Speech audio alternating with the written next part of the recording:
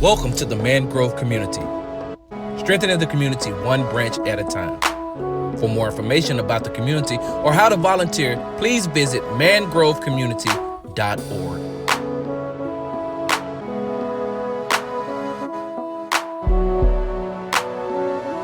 All right, we're back for another episode. Mangrove Community presents Reasonable Doubt. Hey, everybody tuning in, thank you for joining us tonight. Man, I'm real excited about tonight's guest, about what we'll be talking about. But real quick, before we jump into it, just I have to say this again for those tuning in live. Today is Monday. Tomorrow is Tuesday, July 14th, runoff election day. We want to make sure that everyone who hasn't voted in the early election gets out and votes. It's very important that we get acclimated to voting. Let's go ahead and, if you haven't gotten registered, let's go ahead and get registered. So tonight, man, you know, with everything that's been going on and with the protests against police brutality, we still have so many names that their murderers have not been brought to justice. There's a lot of frustration. There's been a lot of frustration, and the question keeps coming up in all of this is what's next? What's next? You know, we really have people protesting and coming together, but we don't want to lose that energy. We don't want everyone to go back inside and, you know, go back to business as usual. And I'm seeing slight distractions here and there. There's a lot of conversation going on about people's personal relationships and things like that. Honestly, I just don't want us to lose focus. I just don't want us to lose focus. I don't want us to get distracted. And today, we brought in my man, DJ II D.E.E.P. And I think this brother here, and talking with him and speaking with him, he has a pretty solid plan on what we can do next, you know, with this energy that we have with togetherness, and especially in light of the Blackout Tuesday that we had July 7, 2020. There's a lot of data coming back, a lot of feedback coming back from that to see that it was actually very, very successful on the economic end in the Black community. So I want to bring on DJ II D.E.E.P. How you doing today, sir? Blessed and favor, man. Appreciate the opportunity. Yes, sir. Yes, sir. No worries. Before we get into what we brought you on today for, let's go ahead and tell the people about yourself. Where you from, man? Okay. My name is DJ II D.E.E.P. It's actually an acronym. It stands for To Disintegrate Evil, Educate People.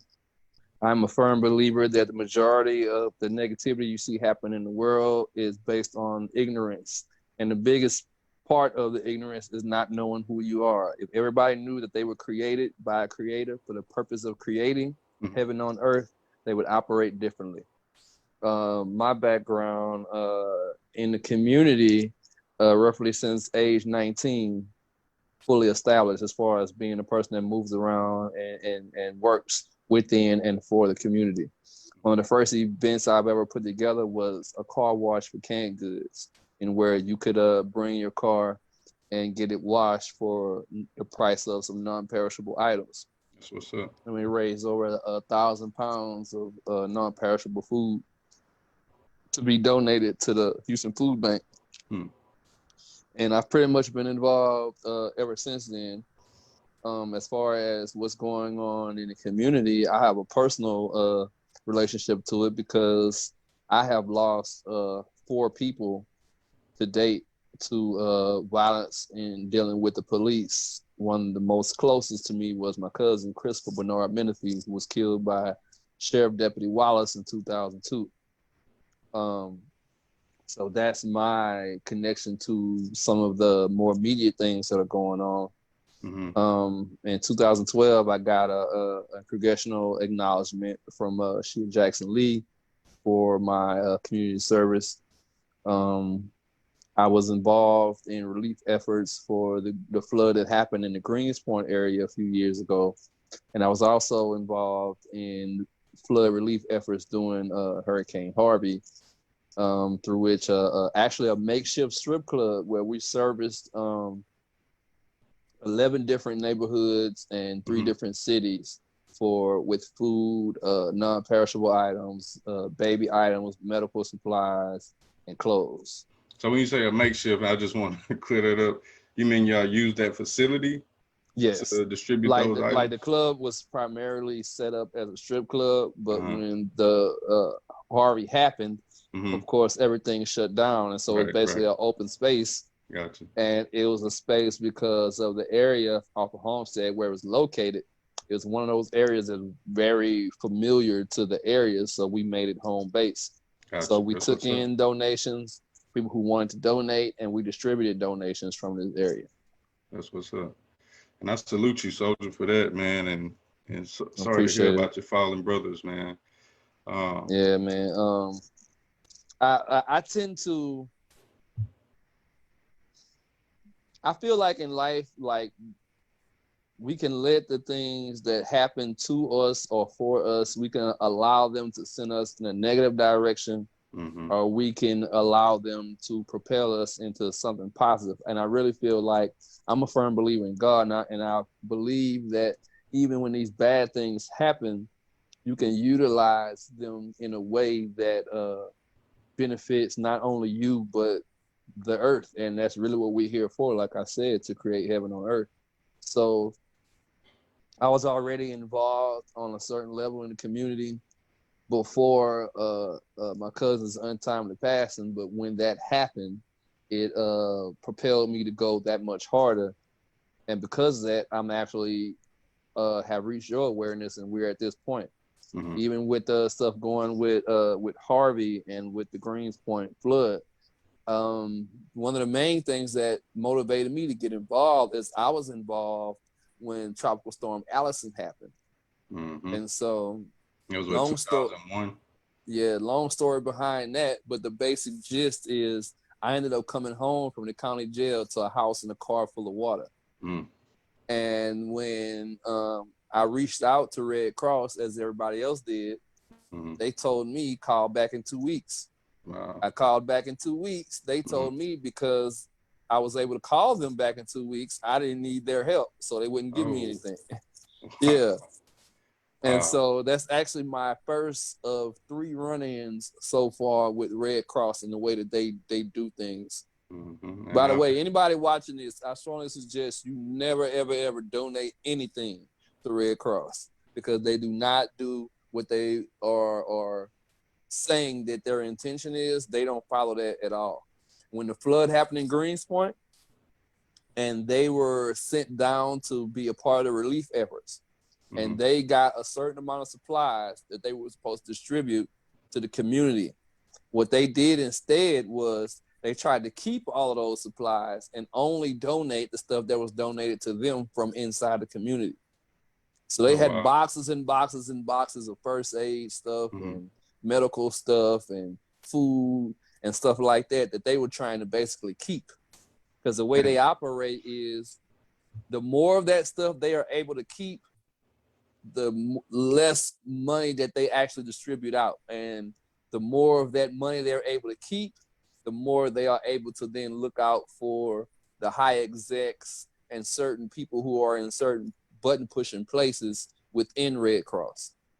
So a person receives a $2 million bonus because they were able to hoard these supplies they were supposed to be giving out. I see where you're coming from for sure, man. And I'm glad you gave us that information, to be honest with you, because I've heard similar stories after Harvey about Red Cross and how they operate, and the stories were just the same. And real quick, it was just brought to my attention. I do start off every show, peace and blessings. Peace and blessings to everyone out there. And definitely in this moment with what we're talking about, definitely need peace, man. And people need to analyze themselves and see what they're doing, because the shortstop the community like that is just horrible, man. But man, let's get into it, man. And again, thank you for all you do in the community, bro.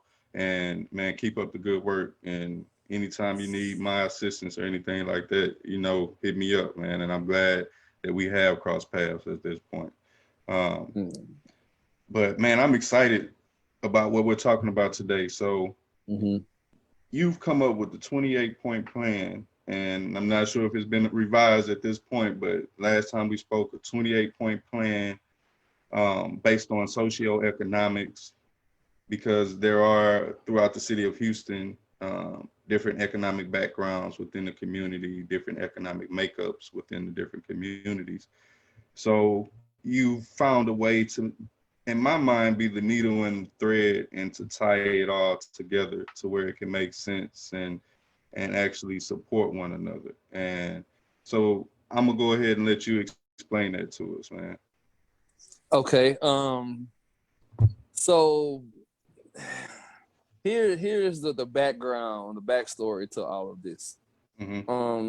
I've been aware of a certain thing, certain reoccurrences in our community since 1992. More specifically, with the Rodney King beating and the trial that followed and all the different occurrences that went around that, the riots, the marches, the gang truce, all this stuff. And the pattern that I've noticed ever since then, because it keeps happening, is that it basically goes this way. Everybody gets up in arms. Everybody decides to riot and or march. A certain level of unity happens within the community. The government makes promises. Nobody's held accountable for the promises. Everybody gets lax in their acts and go back to their norm, and then somebody else gets killed.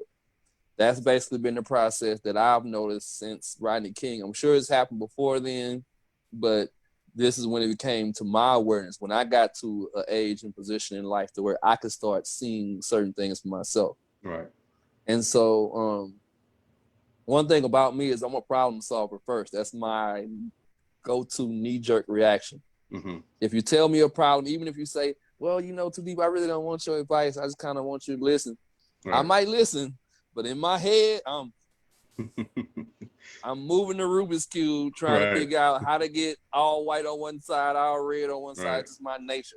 So one thing about me is I'm good at analytics. I'm good at noticing patterns. And so what dawned on me was that this pattern keeps happening. And one of the main reasons why it keeps happening is because nobody ever comes to our community with a plan. And when I say plan, I mean, what can we do as individuals? What can we do as a community? What can we do as voters? What can we do with the technology that's available to ensure that these type of things don't happen again? So, and as always, I'm kind of the kind of person that I look around, I look left and I look right, trying to see who's going to step up and say, hey, well, you know, here's the plan, or here's the whatever it is that we need. Right.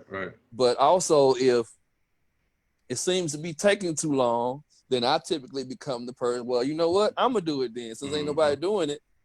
And that's kind of how a lot of things I get involved in, from the toy drives I've done to a lot of other things that I've done. That's kind of how everything starts. Right. So my thing was coming up with something that that we can do as individuals, as a community, and as responsible adults and voters to change the circumstances that go around stuff like a Mike Brown, a Trayvon Martin, and now George Floyd.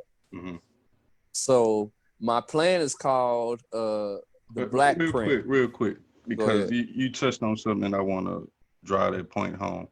You talked about voting. You talk about this reoccurrence that keeps happening within our community, and you say it's not a solid plan. Like, you know, you have people that try to encourage people to vote. I know I'm big on that within the community, and you have people out there who really believe that my vote doesn't count. You know what I'm saying? And in some ways, you know, with the way that everything really operates in that political realm, they do have a point to a certain extent.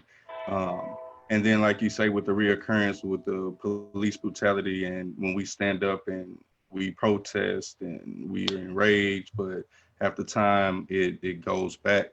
And like you say, that plan, I think you can also relate it to the backbone of the community that we've been lacking to make sure that we stand firm through it all. And that's what you have set up, and something that can speak to all of that. So I just wanted to touch on that point. So you were saying your plan is called what now? The entire plan is called the Black Print. The part that we are probably going to focus on today is 2 points. One is going to focus on the Black Saturday movement, which is 1 point in the 28-point plan. And the other part is the app, which is another point of the 28-point plan. All right. So I guess you have something to say? Well, hey, all this is new to me. See, man, every time I talk to you, it's something new. So now the entire plan is the Black Print. And what I've heard so far is 2 points of the Black Print. So, man, I'm very intrigued. And so I guess we can start off with the app. What will the app entail of? Okay, so the app that I'm going to be crowdfunding for pretty soon, it works like this. Let's say you were to get stopped by the police. You can open this app and you hit one button on the app, and the app will cut on your microphone and it will cut on your camera. And even if your screen is closed, your camera and your microphone will still be on. So that way you can add to your own surveillance as to what's taking place.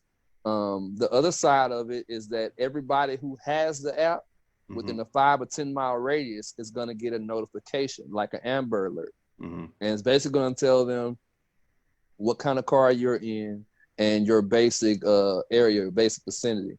So let's say if you're in my area, you drive a white Lexus, it'll be white Lexus on Jensen and Kelly. And then that way it lets other people know that you're being stopped.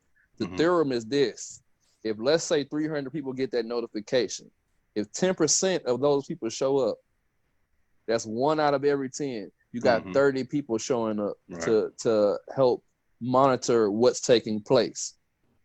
So that means, you know, that's 30 cameras, 30 sets of eyes, 30 sets of ears, 30 witnesses to show up in court, people that are there to make sure that whatever happens with your stop is done according to the laws that they have on the books, and not somebody's interpretation or certain temperament or a certain mindset about different groups of cultures of people.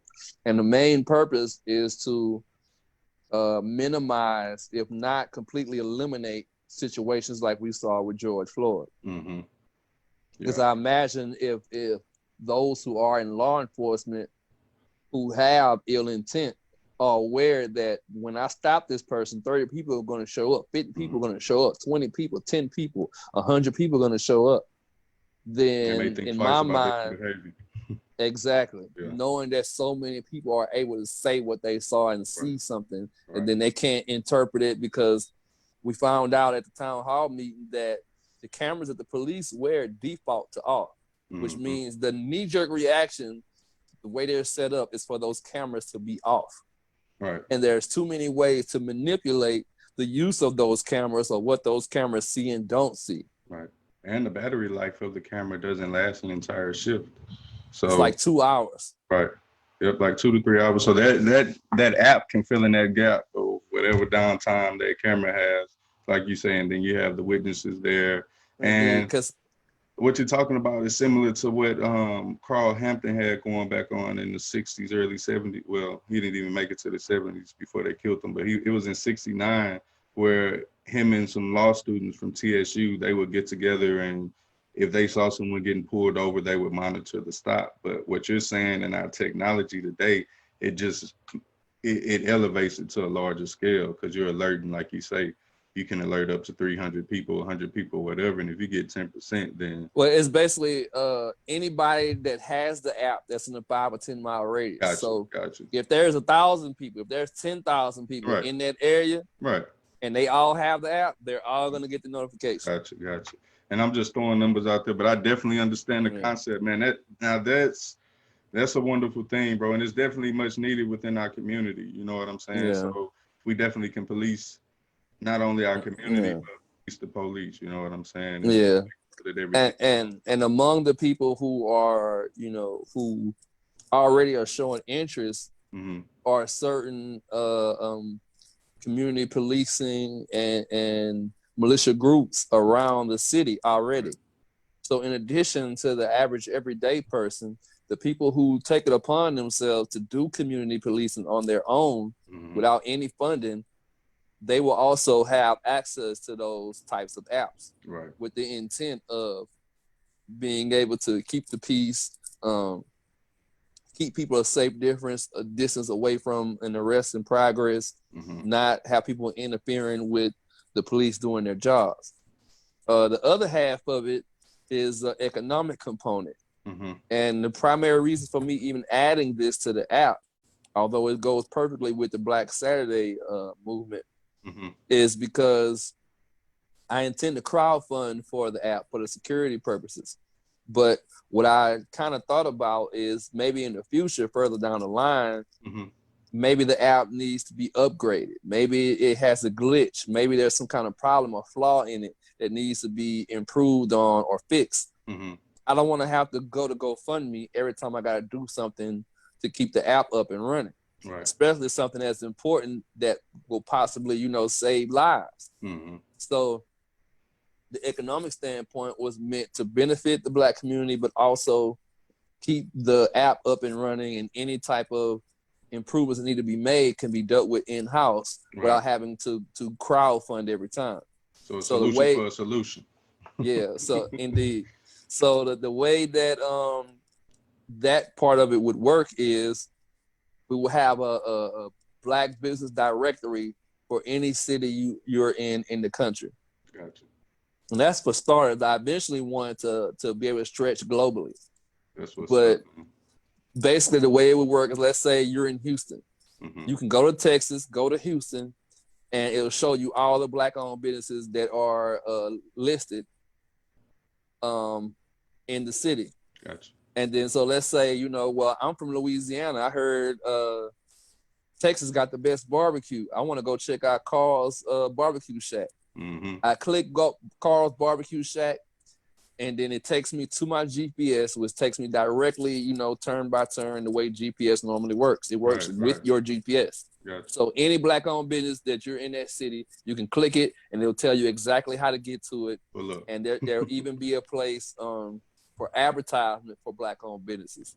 And it's through the advertisement that I'm going to use that to pay for the upkeep and the promotion and the marketing and things of that nature that go along with keeping the app maintained. And so the point of it is to be able to make it easy to support Black-owned businesses, because we found out from the blackout that part of the problem is we don't know where they are or what they do or how good they are at what they do. This will kind of remedy that, because I just found out that in my own neighborhood, basically maybe 8 minutes down the street is a Black-owned grocery store that I never knew existed. So how many other people that's from this area or even outside of this area, but that would come over here to support it because it's Black-owned, that don't even know it exists. Yep. So this is a way that I had something similar happen to me the other day, and I'm sorry to cut you off. Go ahead. Just to let you know that that's really going on. It's a vinyl and T-shirt store and crafting store, Black-owned, right on 1960.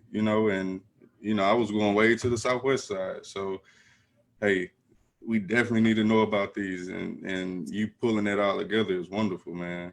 Exactly. So everything will be broken into the categories. So if it's food or groceries, if it's medical needs, if it's cosmetic needs, gas stations, that's more important. I just revamped or just got the list that shows the Black-owned gas stations that are here in Houston. That because everybody believes there's no Black-owned gas stations. I didn't believe it was. Exactly. So I mean, imagine how much we could be helping each other in this way if we knew we existed. Right. Especially if we have a skill level or service level that's comparable to the other people who are in these other markets. So the idea is not to exclude anybody. The idea is to include us, because a lot of times we are excluded. Whether it's through our own lack of knowledge or whether it's through not understanding certain programs or systems. or whether it's certain things, frankly, being kept away from us.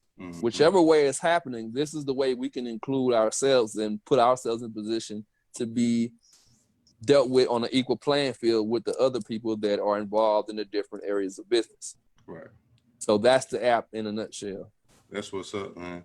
And how does that all tie into the Blackout Saturday movement 2020? Okay, so Black Saturday movement. This idea is not new. I actually had this idea like 7 or 8 years ago. But frankly, I think that people's mindset was not ready for the idea I had in mind. And now people are more open to it because they're starting to see the value and the necessity in building our own houses, as I like to say a lot of times. One of the main, first of all, many people don't understand, and a lot of people gonna disagree. But if they extract the emotions out of it, they're gonna see the logic in it. Racism is not even about race.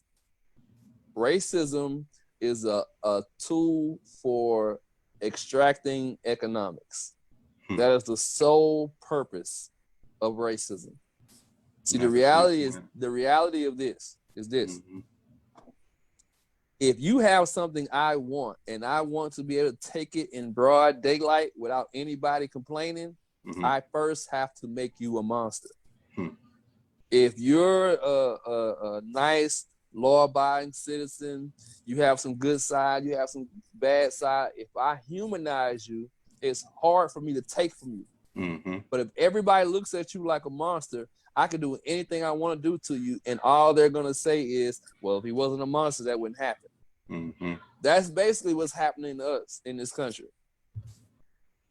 We've even seen it when you look at examples outside of us. When you look at like the Vietnam War, or you look at some of the U.S. involvement in Iraq and Afghanistan and stuff like that. You never get to look at the people on supposedly the opposite side as humans. They're always called something else. They're called insurgents.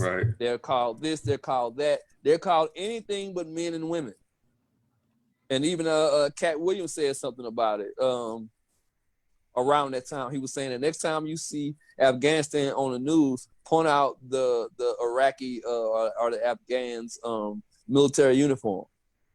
And then he said, you're not going to be able to because they're not killing the soldiers. They're killing the everyday people. But they throw that label insurgents on top of it, and then they're not people to you no more. So you can watch them get killed and get slaughtered, and it's not a big deal to you. The same thing happened with us.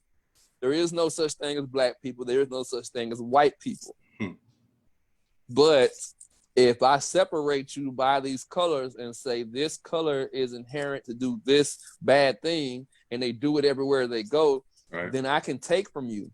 I can take your gold. I can take your diamonds. I can take your music genre. I can take all these things from you, and nobody's gonna say anything because you're the monsters. And they pushed it hard in the early 20s, the 1920s. They pushed it real hard to make the black man and even the Hispanic or Mexican man look bad in America. They produced a lot of movies and videos. They made it seem like we were savages. We're gonna come take your women and all of that type of stuff. It made those two cultures look like monsters. The wave of immigrants that came into the country was the result of black people becoming part of the workforce. That's a lot of people don't know that when they came with the give me you're tired and you're sick and you're disenfranchised, it was basically kind of similar to what's happening right now with so many Hispanic people coming into the country. It's like basically they need to throw these numbers off. So let's bring in all these people who are going to help us dilute the numbers. That's what happened then. That's kind of what's happening now. Sadly, a lot of people from the Hispanic community do not realize that this is what's happening. They, in their mind, is I'm in search of a better life. And of course, you should be. But the way that the people who are in position are using your hunger for a new life is further pushing out people who look like me. Mm-hmm. And you're not aware of it. You're just thinking, hey, this neighborhood is better than what I came from. This job is better than what I came from. You don't know that you're being used. Right. And that's very much so what's taking place. So getting around all of that, the idea is this. Mm-hmm. The main purpose is to make spending with your own community a natural practice. Mm-hmm. For many other cultures, this is already the case. Right. You go into Asian communities, that's pretty much always there's always a area that focuses primarily on the Asian community. Right. There's all You like go a in Chinatown and Chinatown. those major cities that you go to. If you go into the Italian community, they have a Little Italy or some version of Little Italy. Right. If you go to Miami, they have Little Havana, which focuses on the Cuban community. But do you ever see a Little Africa or a Little Jamaica? You never see that. Right. And so a lot of the practices of us spending with each other, we think that it's inherent for us to be distrusting of each other in business or not be able to conduct business properly or things of that nature, when in actuality, it's by design that a lot of us operate in the way that we operate. When you would see a lot of these pictures or videos, example of these lynchings that would take place, what they didn't tell you is a lot of times the person on the end of that rope was teaching Black people how to read, or they were teaching Black people to stand up for themselves, or they were conducting business that was more profitable than their white counterparts. So education, empowering, or economics? And economics. Because see, the education and the empowerment leads to what? The economics. Right. Right. So this is how that would work. Let's say you would go into a certain community. Let's call Greenspoint its own town. You would go into Greenspoint, and it's predominantly white people, but we have a solid Black community too. Let's say if out of every 10 people, 4 of them are Black and 6 of them are white. Okay, so you go in this community and they have their different businesses. You have a barbershop. You may have 5 white barbers in the town of Greenspoint. They have to share the 60% of the community. Right. Meanwhile, you go into the Black side, which is 40%, they only have 1 barber to go to. They can't go to the white barbers because segregation is still in full effect. So they have no choice but to funnel all of their haircut needs into this 1 barbershop. Right. So what ends up happening is this 1 barber, this 1 Black barber is making more money than all 5 of his white counterparts. So then what happens? Now we have to create a reason to shut down his business. Wow. We have to say he looked at a white woman, or he's speaking against the country, or he's a part communist, or he's doing something that is the reason why we can go and lynch him and burn his barbershop down. And so after decades and decades of that, combining that with if you know how to read, you get killed. Combining that with if you show yourself to be too smart, you're going to get sold off or you're going to get killed. And then you get this atmosphere we have now of Black people don't know how to do no business, and Black people don't. That's not the case. Right. We were taught to be this way. You either really are ignorant to these 3 things, or you pretend to be in fear of what may happen to you. So the thing about it is, let's say your mama told you, man, don't trust these niggas trying to tell you how to read this book and that book. She got that from her grandmother. She got that from her grandmother. She got that from her grandmother. She got that from slavery. You don't know this, so you think that this is just how life works and how things should be. In actuality, it was taught the same way a lot of parents right now are teaching their kids to be afraid of the police. I've literally seen on my timeline people saying, man, I sure hate I have to have this conversation with my son to watch out for the police because they don't mean him no good and he need to be paying attention and be afraid. Like, that's the same way somebody in your generation was taught not to open a business or not to trust anybody black opening a business, which then puts you in the position of having to be employed by people who do not have your best interests at heart. Right. Because you're afraid to open a business. You have to feed your family. What do? So the purpose of this is to create the habit of spending with black people, for one. The second thing is to generate our own political party, which is the Black Party, and fund it ourselves. And the other part is to create black-owned business districts in all of the major cities that have a high population of black people. For those y'all that don't know, one of the main reasons why we are being selected, Houston, as one of the main places for the vaccination is because we have a high number of black and brown people in Houston. Right. The minority is actually the majority. Exactly. It's a minority majority. So this is how it would work. Every Saturday, at least on Saturday. Now, people gonna want to do more, and that's fine. Right. But every Saturday, you make it a point to spend money with a black-owned business, at least one. Every Saturday. And when you go to that black-owned business or you reach out to them online, however you go about dealing with them. Through the app? Through the app, you can post on your social media, use Black Saturday Movement 2020. Black Saturday Movement 2020. So again, I go to Carl's Barbecue Shack. Right. I walk in with my mask on, with all that. I ain't gonna go into all that foolishness, but I walk in with my mask on, and I do the selfie like everybody else do. Hey, I'm over here at Carl's, blah, blah, blah, blah. Black Saturday Movement 2020. Right. Not only is that going to help to spread the word, because people are going to start asking and wondering, what is this? It's also going to turn into an online directory. Right. Because over time, when I start clicking that hashtag, only thing that's going to pop up is a bunch of black-owned businesses. That's what's up. And so even if you decide to go a little further and add your city on the end of it and say Black Saturday Movement 2020 Houston, then that'll make it where anyone in Houston is going to pop up. Anyone in New Orleans, I pop New Orleans. I tag Savannah, Georgia. I tag Atlanta. I tag Mississippi. Whatever. Right. Black-owned businesses coming up my timeline. Now, the finale of it is the day after Black Friday.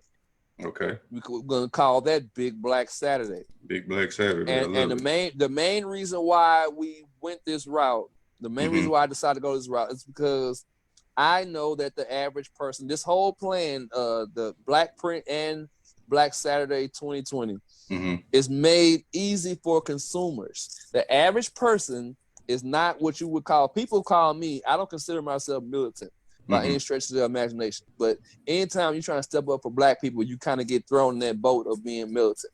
So, okay, whatever you want to call it. People like me can easily understand the value and the need of doing certain stuff. But the average person is a consumer. Right. So oftentimes you'll have people like me turning around and preaching to the choir. I'm already talking to people who already think like me. If everybody thought like me, there would be no need for Black Saturday Movement. Right. Black Saturday Movement is not for people like me and Carl. It's for people who need these certain things to take place, but don't understand the value of doing things like this and how they help you as a community. Right. Because again, we are taught that, hey, if we're going to spend money with Frenchies, I'm making another nigga rich. That's how we're taught to think. True. Not understanding that how having more black people in affluent positions helps people who may be black and not in those affluent positions. But and what you're saying is, now they have a point to this extent, and I feel like that's where everything that you're talking about today covers all of this in its entail. Because if that Frenchies is not in turn doing anything to invest back in the community, then they may have a point in what they're saying. You know what I'm saying? If I go spend with you every Saturday and in turn I don't ever see you do anything for the community, then, you know, I am just in turn making you rich. I don't see it coming back and being paid forward. Yeah. In actuality, Black-owned businesses are the second largest hirers of Black people. The only people who hire more Black people in this country is the government. So you're creating jobs and things like that. And that's a base level. Gotcha. Okay, so here's the deal, right? We go to all these businesses, and so it's Friday, it's Black Friday. Well, I'm sorry about what happened to George Floyd, but I need to get this TV for my baby for Christmas or whatever. That's fine. If Black Friday is your thing personally, I don't participate, but if that's your thing, that's what you do your thing. But on the day after you done went and bought your J's, after you done went and bought your TV and your laptop and whatever else you went and bought, that Saturday, you can spend with your people. Right. Not only is it easy to do because you already got the major things that you felt like you needed that you may not have been able to get from a Black-owned business, but you have a whole directory. Right. You know where all the Black businesses are. Right. You know what all they sell. You know you're going to spend some money anyway. So you need to get your nails done that day. Now you know where the Black estheticians are. That's people that do nails. You need to get your hair done that day. You need to go to a chiropractor. You need to get gas, so your tank getting ready to go out of town. Business, family, whatever you're doing, you spend with at least 3 Black-owned businesses that day. You can do as many as you want, but do at least 3. Same thing. Use that hashtag. If we got 1,000 people alone in the city to do that, that's 3,000 hashtags over the course of an 8-hour period. That's definitely going to get some attention. And you're funneling a lot of money into Black-owned businesses. So what we do in turn is we go to those businesses and we say to them, normally on a Saturday, you make $1,000. Because of this, you made 5,000. Give us 10% of that. 10% of 5,000 is 500. Right. Basically, you made a $4,500 profit just for being a Black-owned business that was established. So giving up 500 should be easy. Right. So then what happens with that funding? Okay, year 2, we go to the Black-owned businesses that we get a lot of complaints from. Maybe Carl's Barbecue Shack, the toilet is broke, or the kitchen appears to be unsanitary, or he has an attitude, we have a bad customer service approach, whatever the case might be. We go to these businesses that have been getting complaints and saying, hey, well, this other barbecue place made $5,000 on a day they normally would have made $1,000. We want to include you in this. But to include you, you have to fix your toilet or clean your kitchen or work on your customer service or whatever the case might be. And even with you going so far as to say, hey, your toilet is broke and you can't afford to get it fixed, we have a Black person who's an expert plumber who happens to not be able to get a lot of work because he has a criminal record. We can bring him in, fix your toilet for a good price. He makes some money off of fixing your toilet.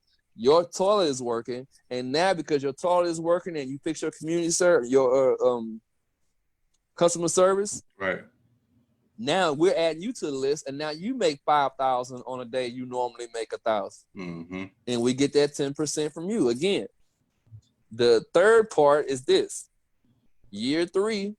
So let's say it's 2020 right now, 21, 22. So 2023, we have all these people around the world who are not Black, who finally are in the place where they see what's going on.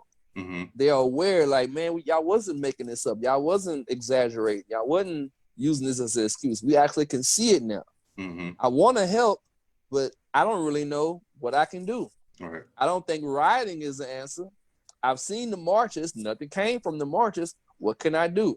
You can spend money with us on Saturday. So if you're white, if you're Asian, you're Hispanic, you're Jewish, you're a Native American, you're an actual Indian, you're Arabic, whatever thing you identify as, spend money with us on Saturday. We spend money with y'all 365 days a year. Y'all can give us one. And it's gonna sound odd, but this has already worked before. Mm-hmm. If you watch American Gangster, and you look at the episode talking about Larry Hoover and the Gangster Disciples, Mm-hmm. he had what was called a 1 day a week program. So basically, all the money you made from making drugs, selling drugs in this 1 day, you give to me. Mm-hmm.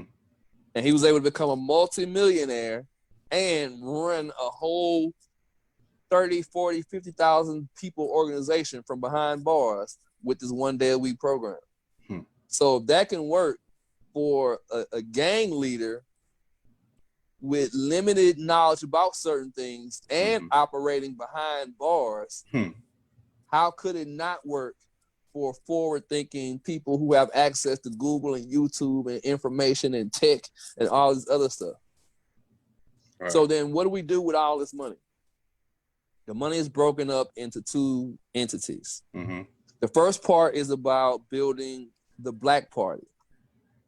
The reason why I say we need our own party is because whether you're Republican, Democrat, liberal, whatever you label yourself as, we all getting shot. Right. Republican Black people getting shot, Democratic Black people getting shot, liberal Black people are getting shot on TV, and ain't nothing happening to the people who doing it. Right. So who we electing for this Black Party? Nobody. Nobody. Oh, okay. We're not nominating candidates in the Black Party. Okay. The reason why we don't want to nominate people for the Black Party is because let's say you're nominating II D.E.E.P for president. They can easily create a campaign around me saying how basically they are trying to operate as against America by only picking Black people. That's racist, that's this and that, whatever. That'll make it easy for them to write off the Black Party. Right. But instead, what we're gonna do is, let's say we have Biden, we have Trump, we have what's the other guy? The one that they keep on beating over and over again. I forget what his name is, with the glasses. With the glasses. Bernie Sanders. Okay, Sanders. Yeah. So let's say all three of them are running, right? Right. What we're gonna do is first we turn to each other. What is one law that you want to see become enacted? Or one stipulation or one amendment or whatever that might be. I send in my one. You send in your one. Everybody sends in their one. And then we say, okay, Black community, we have 100 laws or rules or whatever the case might be that we decide to come up with. If you had to only pick 5, which would be the 5 you would pick? And then we determine, okay, so we get down to the 5 laws, 5 rules, whatever the case, right? Then we go to each candidate and say, if you are willing to give us this, we don't care if it's Trump, we don't care if it's Bush, we don't care if it's Biden, we don't care if it's Bernie, we don't care who it is. If you'll give not a promise, but a written out plan that's already in effect to be enacted, if you're willing to give us this, not only will we vote for you, so you get the voting power of the entire Black community for the most part, we will also fund you. Endorse you, right. Because that is one of the key reasons why people like me don't vote. Because I'm aware of the fact that once these people get in office, they are only really going to answer to the people who paid for them to get into office. Right. That's why you have situations where you see Obama get in office and you immediately think because he's Black, he's going to do certain things for the Black community. And then it turns out he's in there for 8 years and does something for everybody except the Black community. Right. Because the Black community did not unite their dollars and say, hey, we're going to give you $4 million for your campaign, like maybe the gay community did, or the Italian community, or the Jewish community might have. Yeah. Or shoot, we can bring it closer to home and talk about what's going on with HPD and our city council, because HPD, you know, they donate to a lot of these people campaigns that sit on city council right now, and almost all of them.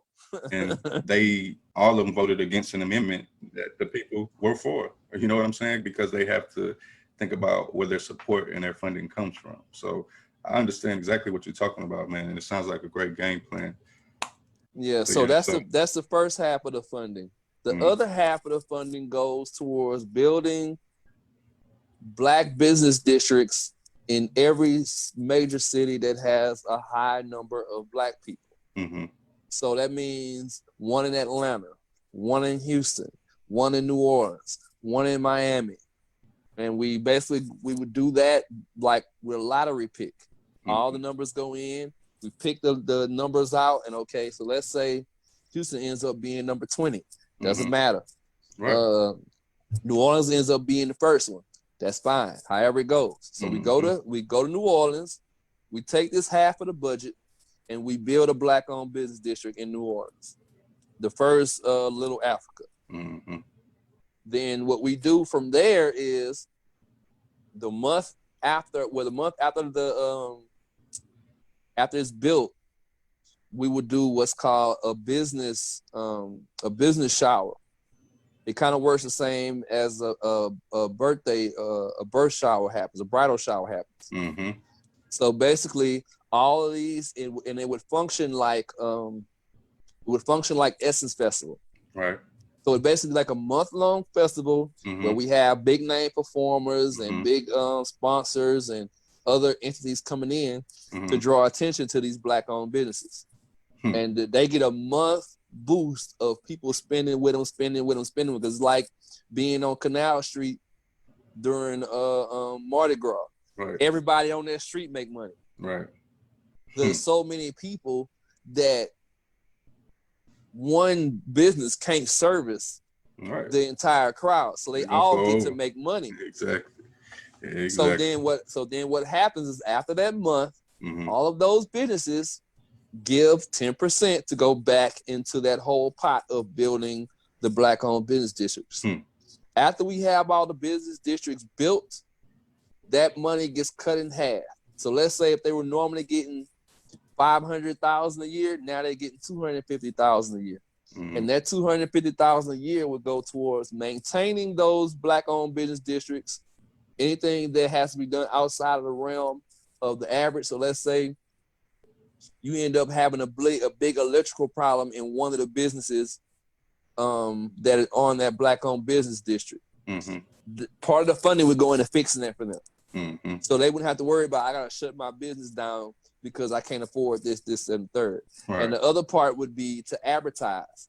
And you've seen examples of this before. If you've ever been to New Orleans and you go in the hotel room, when you turn on the TV, one of the first things you see is, come to New Orleans. We have this, we have that, we have the waterfront, we have blah, blah, blah, blah, blah. You will get a commercial just like that for the Black-owned business district. That's what's up. So that's the basic gist of it. And at some point, I want us to develop it to a level where we can do business with other Black entities outside of the country, which means if we want to deal directly with Africa, we can. If we want to deal directly with Haiti or Jamaica or certain parts of Cuba, certain parts of Mexico, because I'm starting to find out in my research is there is almost a Black community in every part of the globe that we never knew about. Oh yeah, because man, we're gonna talk to this movement didn't just happen in America, bro. When it was happening in America, South America, it was happening globally with this slavery, man. It became a world trade in 1452. So there's actually right now Black Mexicans who are fighting for their rights almost at the same level as we were in the 60s. Yeah. Just to be recognized. Right. That we never knew. Because I know the average person, when they think of a Mexican, they do not think Black at all. I know I never did. Right. But now we're finding out that these people existed this whole time. And wouldn't it be dope if they had a local product that they specialized in that we were able to get from them? Or like, let's say in Ghana, for example. Ghana grows cocoa plants, the plants that develop the fruit that chocolate comes from. But Ghana ships all their cocoa plants to Germany to be turned into chocolate instead of doing it themselves. So you're buying a label that says German chocolate, but the actual fruit that makes the chocolate came from Ghana. Mm-hmm. So what if, let's say, for the shea butter, for example, or the black soap. What if a lot of these black salons and beauty supply stores, what if they got their shea butter, their real shea butter? Because most of what you find in stores is fake black soap and fake shea butter. I happen to have some real black soap and some real shea butter from when I went to Africa. I still got some left. But if we could create these markets in between each other, we could very well be the instrument of our own salvation. Yes, sir. Because the higher we raise our finances and the higher we arrange our finances, the more political power we have. The real reason why we get shot on TV is because we don't have lobbyists. We don't have people paying off these politicians. If you ever heard of Claude Anderson, that's one of the first things in his plan. Part of my plan is actually a derivative of his, because his plan mentions these things like developing our own industry, but it doesn't say how we develop our own industry. This is step by step into how we go about doing it. And to be honest with you, 2D, my the nonprofit I set up with the 5 branches, I was inspired about the mangrove tree in Puerto Rico and what it meant to the community, how it actually it acted just like we do in our community. It operates just like our community. But as far as the 5 branches, that was also my takeaway from what Claude Anderson had to say. So indeed, he's very, very influential, and he has that. If he ever ran for president, I'd vote for him, and I ain't never voted, but I'd vote for him. Real talk, because he got it. He has it ironed out. It's 2 people I know, him and Paul Wall. If any one of them run for office, I'm voting for him. Right, Paul Wall, a cool brother too. Yes, sir, indeed. But man, I know I don't want to mess up your schedule for today, man. And that's it in its entirety, right? I'm just making sure. That's that point of the 28. Those are 2 of the 28 points of the plan. If you got some questions, we can go ahead and touch them. Yes, sir. I just wanted to, before we get out of here, as far as the app, you said you were crowdfunding for the app. Just trying to figure out, do we have anything in place for people who do want to go and help out and support in that way through donations and things like that? Well, what I'm going to do within the next week or so, so the target number is roughly 70,000. It's going to take 65,000 to build the app, which is not a lot of money, and roughly 4 or 5 months to get up and running. The other 5 is going to go towards marketing the app, promoting the app, making it visible to people so they know that they have the option to get the app. So what I'm going to be doing is crowdfunding, more likely through Indiegogo. Okay. And basically my theorem is if I can get 30,000 Black people to send me $3, then we have everything we need and then some. And mostly it's more than 30,000 Black people in Houston alone. For sure. So what I'll be doing is accepting donations as a minimum of $3. But if you donate $30 or more, you'll be able to get a T-shirt. Gotcha. And the T-shirt is going to have "Getting to the Greatness," which is my brand, my inspiration brand. Cool, man. That's what's up, bro. So, in the meanwhile, they can follow me on social media, and when it's up and running, when the opportunity to donate is available, because I don't want to take any money physically from people, because I do not have a 501c3, and I want to make sure that people are able to document where their money went, right, and how it's being used. Because a lot of the community service stuff I've done that I've had funded, which is off the strength of people know that when they send me money or they give me something, I do what I say I'm going to do. Right. So I don't want to take any donations until that's up and running. Gotcha. But in the meanwhile, they can follow me on Facebook and Instagram, and even get my phone number. And I will be updating everybody when it's up and running. And and your name is DJ II D.E.E.P on Facebook, Instagram, everything. Everything. DJ II D.E.E.P. Gotcha. Cool. And then as far as that list, I heard you say you had a list that you were updating with Black businesses. Do you have that published anywhere yet? No, I don't. Right now, I'm just in collection mode. Okay, But in the meanwhile, anybody that happens to follow me on Facebook, again, it's DJ II D.E.E.P. And you can even go to Carl's page to find mine because there's two pages. Facebook tried to make me send a picture of my ID to keep my last page, and I wasn't going to do that. So, you can go to Carl's page and find mine. And if you have any recollection of any Black-owned businesses, particularly those that are thought of not to have that many in the city or around the country, send those to me because I'm building a database as we speak. All right. As far as Black-owned businesses getting on, they will be able to register for free. Okay. All you have to do is call in, have all your necessary information, and we will be adding you to the directory. Gotcha. To advertise will have a cost, but to be on a directory is going to be free. Gotcha. Okay, cool. And I'll help out as much as I can for whatever reason. If you can't contact DJ II D.E.E.P, feel free to send it our way, and we'll forward the information over.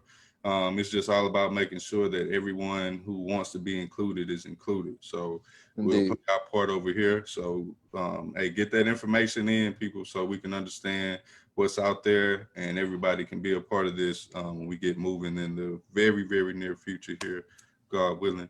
Again, so we went over where we can find you. Again, everyone who's tuning in tonight, again, go and follow this man. Very inspirational man. He walks it like he talk it, just to put it in that sense. He really does. I've been knowing him for a minute now, and it's always positivity and progression in his conversation. So definitely follow him. If you're new to Mangrove Community Presents Reasonable Doubt, go ahead and like the page, follow the page. Also follow our nonprofit Mangrove Community. You can find us on Facebook. Instagram, Mangrove_community. Trying to get a little bit more active on there. Got to get back to that. But yeah, definitely tap in and lock into us. We always want to bring insight and information like this from the community to the community. You also can catch your candidates here, local candidates that are running for office, and see their platform and what they're talking about. So definitely check us out if you're new, and tune in, stay locked in. If you've been watching, if you've been with us, thank you so much. Hey, DJ II D.E.E.P, I'm gonna let you out of here, man. Thank you so much for coming on and blessing us. I appreciate the opportunity, man. Yes, sir. And we're going to keep everybody updated as things become available, as the crowdfunding link becomes available, as the apps and things like that becomes available, the directory. We're going to keep you involved on my page, DJ II D.E.E.P's page. So just be looking out for all that information and make sure you support in the best way you can. And before we get out of here, like always, if that burning passion, that desire inside, that's your purpose. And if you don't move on your purpose, when those emotions, mental issues like depression kick in, that's the source of those things. And from my experience. So what I'm telling you here today is step out on your purpose, your God-given purpose. Move on it today. Don't wait another second, man. Just take one step towards that purpose, and you'll be surprised what comes of it. So we're out of here. Many peace and blessings to everyone out there. Again, thank you for tuning in. Wednesday, we'll be talking to the homeschool group about homeschooling. I know that's a hot topic right now with everyone trying to figure out whether or not their children would be going to school virtually, and then just getting in the swing of being at home. I've been blessed to do it for 3 years now, homeschooling. So just wanted to bring some people on and some insight. So y'all tune in Wednesday. Again, DJ II D.E.E.P, salute you, soldier. Keep doing the work, man. We out of here. Indeed. RP Wicked Cricket.